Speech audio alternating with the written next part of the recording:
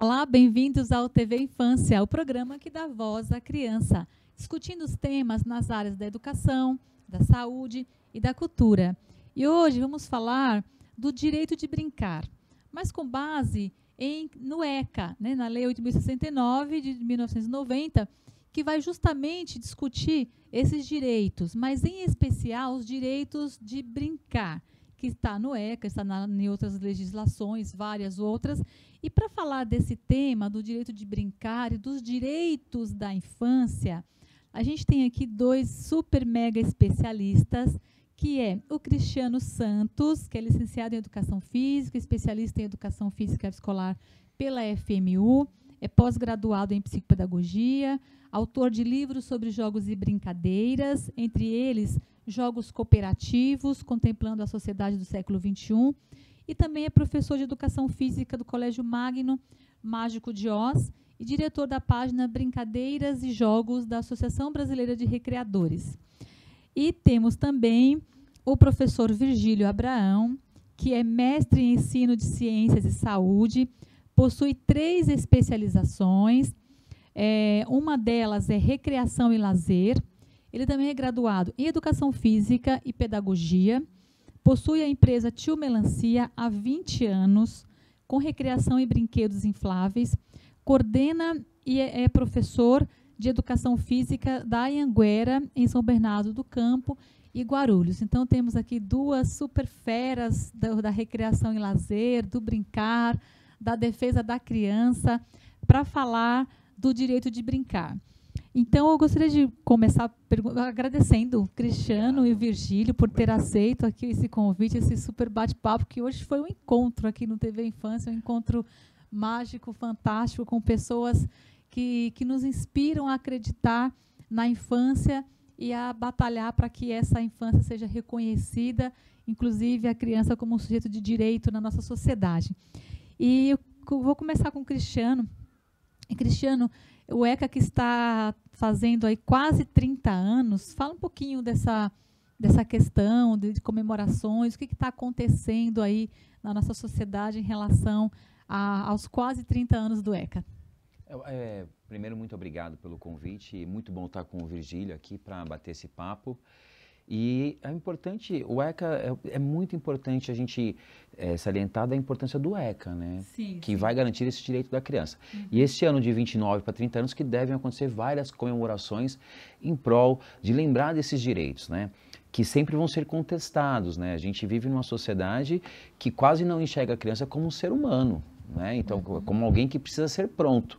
E o ECA não, ele vem dizer que essa criança é alguém que tem sim seus direitos e ela tem sim um lugar nessa sociedade. Então, no dia 9 teve um encontro na Praça da República com vários órgãos que trabalham em prol da criança, IPA, Aliança pela Infância, eu não vou mencionar todos porque eu vou acabar São vários, né? esquecendo aqui. Sim. Mas era um espaço de dar voz para a criança. Sim. Um encontro na Praça da República, que eu acho que assim, Lindo. é um lugar Marco. incrível e que não tinha só crianças que foram trazidas para lá, mas era o encontro das crianças que também estão em situações de rua, que a gente precisa lembrar e precisamos pensar em algo, né? Isso daí vai para os nossos governantes, da importância de pensar da criança que vive em situação de rua. Que são invisíveis, né? Que são invisíveis aos olhos da sociedade. Todos os dias passamos por essas crianças, só que ela é um ser humano de direitos.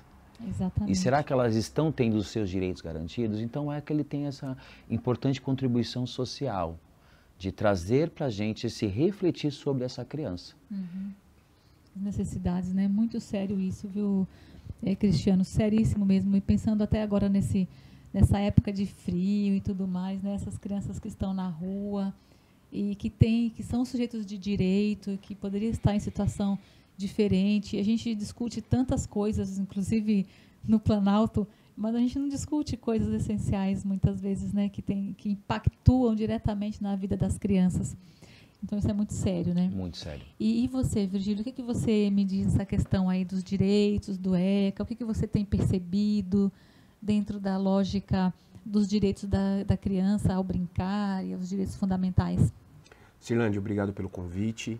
Mais uma vez, é muito bacana, muito bom estar aqui com vocês, estar explanando um pouco das ideias referente às brincadeiras, sobre o brincar, sobre o jogo, enfim, sobre o universo da criança. É realmente muito bacana também estar dividindo aqui essa entrevista com você, Cristiano. E, assim, uma pessoa hoje de referência, principalmente dentro da área da recreação, mas basicamente falando sobre os jogos cooperativos, né? Isso a gente não tem dúvida nenhuma, que hoje o Cris, ele é uma das grandes referências até nacionais aí. Obrigado. E quando a gente vai estudar, a gente vai mencionar isso para os alunos dentro da sala de aula na universidade. Você pode ter certeza que você é citado. Obrigado. Não tenha dúvida disso. Silândia, hoje a gente, ao falar de criança, assim, você até mencionou o Planalto, né? Esses dias eu postei um vídeo de uma música que criança não trabalha, criança dá trabalho. Exatamente. E aí a gente se pega numa discussão assim muito grande e às vezes pessoas leigas acreditando que a criança ela precisa trabalhar. A criança ela tem uma série de responsabilidades, a criança ela precisa de uma série de questões que o brincar ajuda nesse desenvolvimento. E quanto mais cedo a gente colocar a criança e tentar transformar essa criança em adulto, ela perde para o resto da vida dela. Perde mesmo, não volta mais. Não volta, em diversos aspectos. Aqui eu não vou falar sobre questões motoras, mas eu vou falar sobre aprendizado, sobre vida, sabe? Coisas que a gente aprende na infância brincando e eu carrego por toda uma vida. E se eu tiro isso da criança, o que será desse adulto no futuro? Né? Exatamente. Então, a criança não trabalha, a criança precisa dar trabalho. Uma outra frase que eu adoro: criança não namora, nem de brincadeira. É verdade, isso é muito sério mesmo. E a gente tem percebido que cada vez, com o passar do tempo, a gente está com aquela coisa, crianças namorando mais cedo, crianças beijando mais cedo. Tendo filhos mais cedo. E era isso que eu ia falar. E quando você vai num posto de saúde, num OBS, você vê mães com 12, 13 anos. E isso choca, porque a hora que você vê uma criança de 13 anos com já a barriguinha, e você fala assim, mas peraí, quantos anos você tem? 13? Que estrutura essa criança tem, ou essa família tem, para essa criança ter uma outra criança? Então, assim, a gente cada vez mais tem abandonado o ECA. E se a gente não tivesse abandonado o ECA e realmente colocar ele em prática, nós não teríamos esses tipos de barbaridade aí no nosso dia a dia. Sim, exatamente. Isso é muito sério. Porque essa ideia de criança não trabalha, a criança dá trabalho. Isso é fato, né? Todo mundo sabe. Agora, essa ideia de que... Porque a escola é um trabalho. Fazer atividades, querendo ou não, nesse modelo de escola que a gente tem, a escola é um trabalho, tem bastante tarefa, tem coisas para fazer em casa. Busca resultado, né? Busca resultados. Sim. Então, naturalmente, a escola já é um ofício importante para a criança fazer. Ela já dá bastante trabalho para a criança. Então, do que a gente está falando aqui, né? De uma criança que já tem várias funções, que ela já faz várias coisas, que ela já é bem ocupada. E isso a sociedade precisa reconhecer também e ver. Agora, claro que pensando, por exemplo, meu filho tem 8 anos, ele arruma o quarto dele, arruma as coisas dele. Isso já não é um trabalho? Isso porque é uma tarefa que ele tem que fazer. Se ele não fizer, outra pessoa vai ter que fazer. Mas a gente está falando aqui de algo mais sério, né? De uma política pública, por exemplo, ou de uma discussão de que criança trabalha com outros fins. Fala um pouco disso aí, gente, isso é muito sério. Eu acho que a gente precisa pensar que o brincar é o trabalho da criança, né? Exatamente. Porque é nesse brincar que ela aprende, que ela ressignifica, que ela entende quem ela é socialmente falando. E na escola ela cumpre sua função social. Na escola ali ela consome, né? Porque isso é de fato... É o que gira essa grande máquina nacional, esse consumo, e cada vez mais. O que eu acho que precisa ser pensado, e o ECA, quando você pensa em criança e adolescente, né, quando a gente pensa em criança de 12 anos para cima, a gente tem que olhar também para esse adolescente, né? Sim. A infância é o menor período da nossa vida. Passa né? muito rápido. Passa muito rápido. Então ela necessita ser vivida intensamente. As ações de brincar mais sociais. Então, assim, o que a gente precisa hoje são de espaços sociais para o brincar. Porque a gente está se fechando cada vez mais num quadrado e buscando recurso num retângulo. Exatamente. Que é o celular. Então, essa criança, para conhecer esse mundo, que outra hora a gente fazia isso no brincar, a gente tinha troca social com crianças mais velhas, a gente aprendia a brincar com crianças mais velhas, né? E isso fazia a gente ser resiliente, fazia a gente entender a nossa posição. Olha só essa noção de hierarquia que hoje quase não percebemos mais. Então, o que é direito? Brincar é um direito social, viver é um direito social, estudar é um direito social. Isso tem sido garantido? Exatamente. É o que eu acho que a gente precisa olhar. E o brincar, eu acho que muito mais. Sim. Porque ele tem perdido espaço dentro dessa infância. Total. Né? Totalmente. E dentro da escola. Se a gente pensar nas ideias do Foucault, rapidamente, a criança tem 15 minutos de lanche. Quanto tempo tem hoje um banho de sol de um presidiário? Não é? Então, qual é o tempo que é disponível para viver a infância? Exatamente. É muito curto, né? A criança ela é furtada em várias situações, né? O tempo é uma delas, que ela é totalmente prejudicada.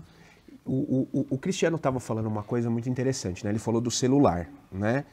E o meu filho hoje tem 6 anos e ele assiste muito o YouTube. Até tinha proibido ele, tinha desinstalado o YouTube do celular para que ele não assistisse mais pela questão da Momo, enfim, né? Sim. Mas não entrando nesse assunto. Mas ele assistindo crianças brincando. Então, ele assistindo a criança brincando. Aí eu olhei aquilo e falei assim, filho, vamos fazer diferente? Desliga o celular. Do que as crianças estavam brincando? Ah, estavam brincando assim, assim, assado. Vamos brincar eu e você assim? Aí no meio da brincadeira eu falei, corre lá, chama a mamãe.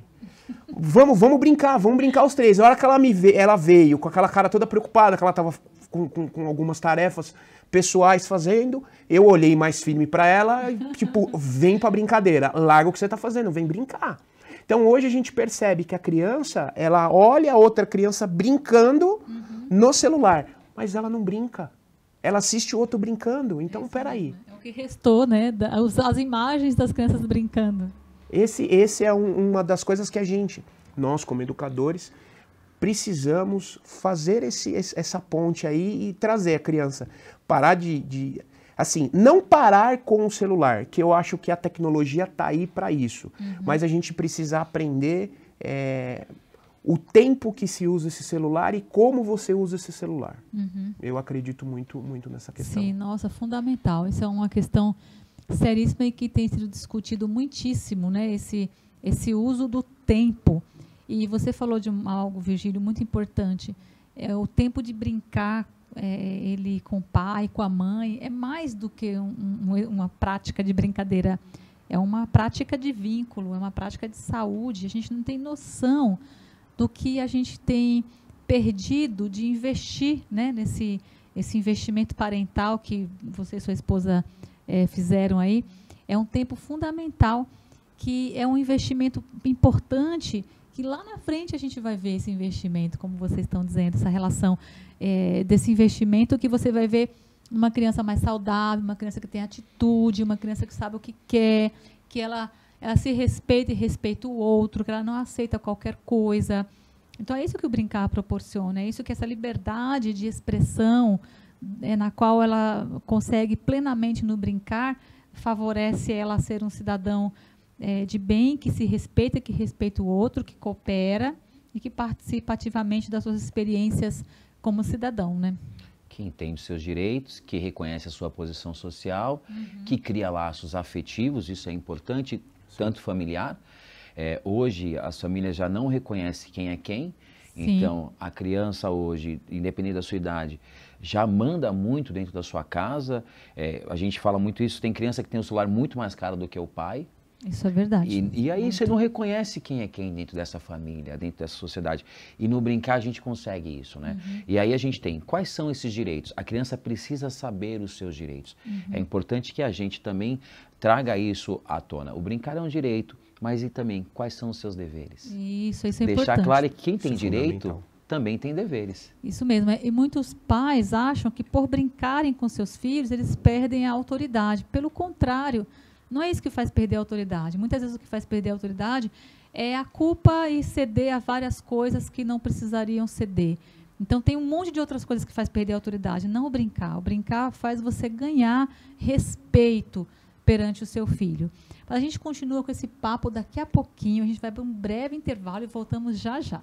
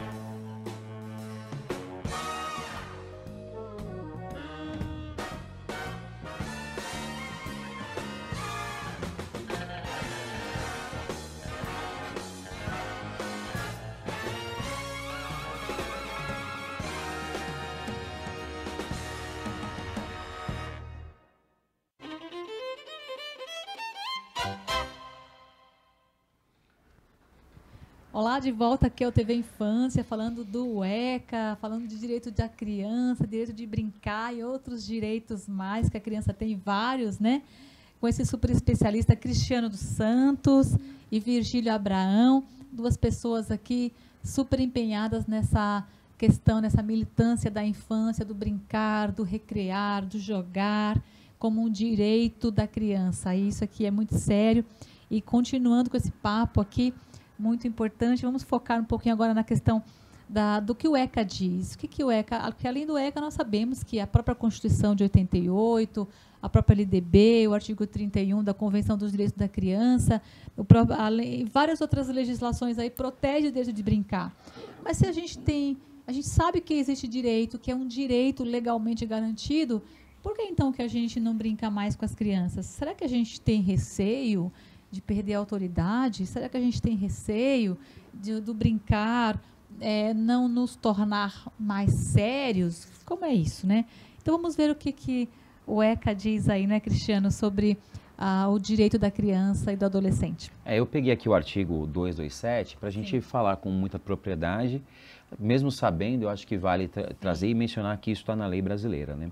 É dever da família e da sociedade, do Estado, assegurar à criança e ao adolescente, com absoluta prioridade, o direito à vida, à saúde, à alimentação, à educação, ao lazer, à profissionalização, à cultura, à dignidade, respeito, à liberdade, à convivência familiar e comunitária, além de colocá-los a salvo de toda forma de negligência, discriminação, exploração, violência, crueldade e opressão. Então, olha só a riqueza que é o 227, né, da nossa Constituição. Uhum. E aí, quando a gente pensa nessas crianças hoje, que passam por isso constantemente, porque se nós temos um opressor, nós temos um oprimido. Exatamente. E se nós temos alguém que se sente oprimido, é porque alguém oprimiu. Então, que a gente possa perceber, dentro dessa troca social, se o que nós estamos fazendo não é uma opressão para com essa criança. Então, o respeito ao espaço de lazer, dessa criança? Quais são os espaços pensados para que a criança tenha o seu momento de lazer, que é direito social? Exatamente, é. E pensando em espaços, viu, Cristiano, uma coisa seríssima, esses espaços de lazer, eles precisam ser fiscalizados para ver se a segurança está adequada, mas por se tratarem muitas vezes de mecanismos, digamos, equipamentos da infância, nem sempre eles são tão levados a sério, né? Exatamente. Não é isso, Virgílio? A gente repara que esses espaços hoje cada vez têm diminuído mais e mais. A nossa geração brincou na rua. Muito né? na rua. Muito. E hoje a gente percebe, por N circunstâncias, violência, o aumento dos carros na rua, enfim. Cada vez mais a criança hoje nos grandes centros não vão brincar mais na rua, as crianças da periferia têm brincado pouco.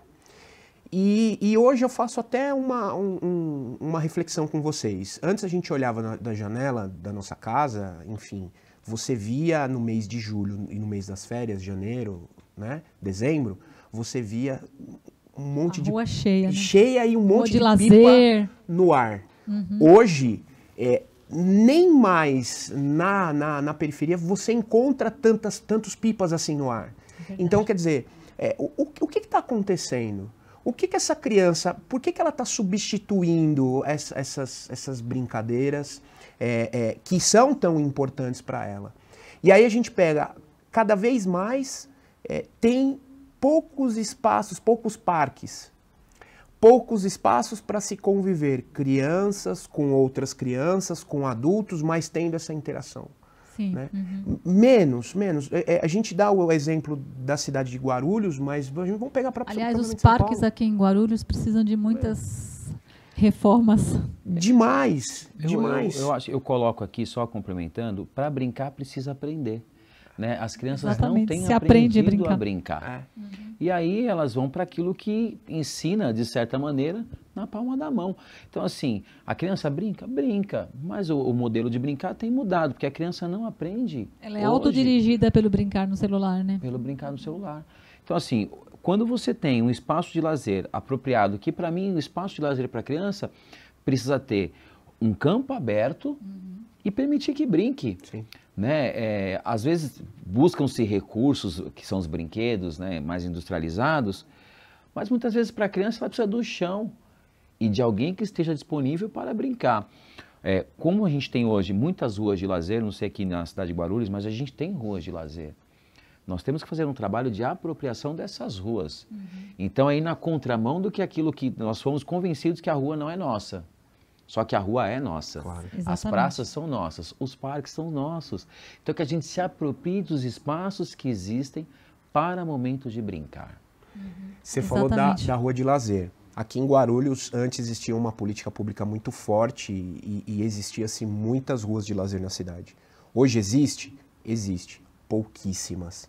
E algumas delas só se coloca o cavalete no início e no final da rua para que os adultos tomem cerveja na beira da calçada. Exatamente. Esse é um grande problema, porque se você... E também assim, também não adianta só ter lá a rua fechada. A gente precisa ter... Promover ações. Sim, jogos, né, brincadeiras, várias coisas que dá para fazer na rua. Sim. E isso basicamente é uma função do poder público. E aonde está o poder público?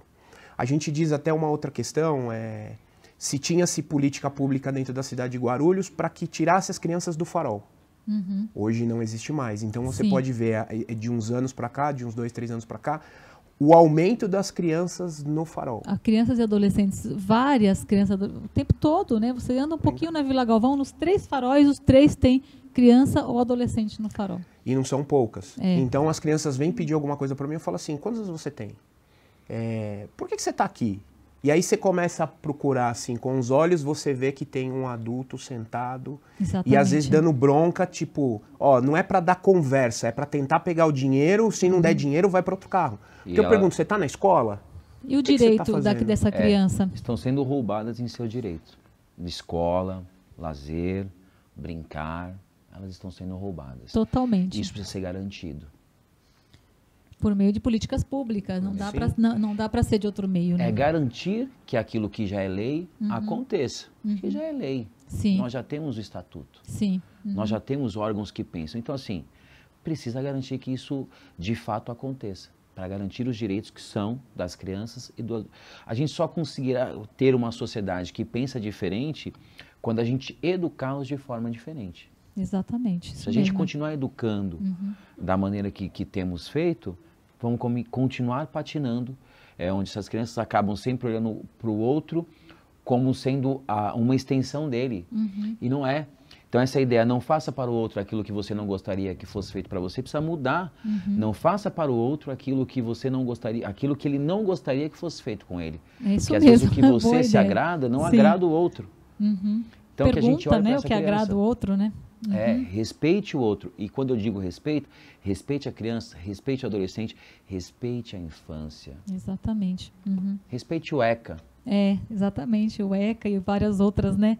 Se respeitasse pelo menos o ECA já era suficiente, né? Já estávamos caminhando muito melhor do que estamos hoje. Para essas crianças não ficarem no farol, fora toda a discriminação, o prejuízo diversos que essas crianças têm, estão vulneráveis, né? Sim, psicológicos, é terrível. E aí você se depara com isso, às vezes as pessoas com medo fecham o vidro ou a hora que você percebe que você está chegando no farol e você vê uma criança, você vê um pedinte, principalmente com criança, às vezes como está fazendo frio, né, agora, e criança descalça, criança só com uma camiseta, que é para você tentar sensibilizar mais.